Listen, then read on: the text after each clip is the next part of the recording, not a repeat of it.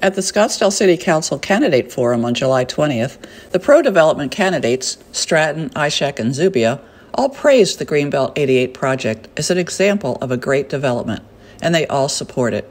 An example of a development that I supported and I spoke at the council meeting was actually Greenbelt 88. The proposed development was actually going to create nice apartments, commercial space, and actually improve what's an aging strip mall. So I fully supported that. Greenbelt 88 was an exact example of this, where an aging strip center retail area was taken and repurposed for the modern era. We cannot stand in the way of progress. You cannot fight economic trends. I also supported Greenbelt 88. I thought that it was a great project. So Greenbelt 88 is that kind of development that I think works in this neighborhood and for South Scottsdale. So I'm asking everyone, please vote for Greenbelt 88. Barry Graham and Kathy Littlefield were both involved with this project when it came before the Planning Commission and the City Council. They heard from over 1,000 residents who opposed the Greenbelt 88 project. I would say Greenbelt 88 was an example of a poor development. When I was on Planning Commission, I voted against it. I would say Greenbelt 88 is extremely poor. Over 1,000 residents emailed me, called me, wrote me letters, and talked to me saying, don't do this to our neighborhood. So when I looked at our packet, 547 pages to date. Of that, 440 is all citizen input. 20% was in support, 80% was in opposition. It looks like the majority of people in this community don't want this. The petition that we have all received that had almost 1,000 signatures from neighbors asking us to deny this request. As a group, we have worked hard to keep our voices here for 2 years.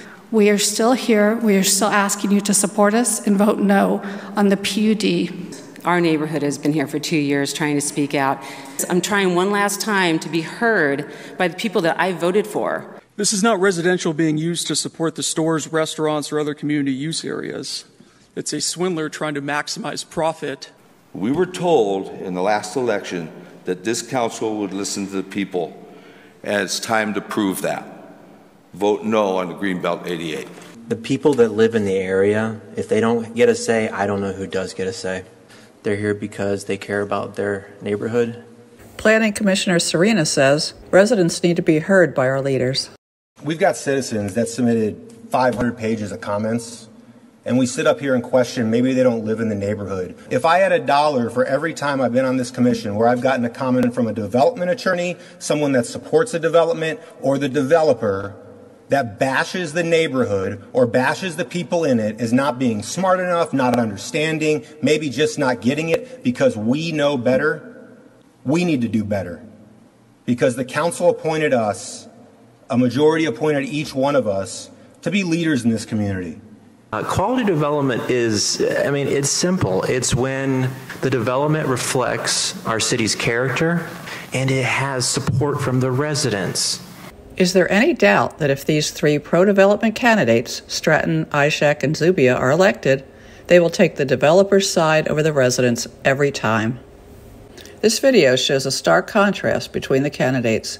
Do you want to elect pro-development candidates, or do you want to elect candidates who will listen to the residents?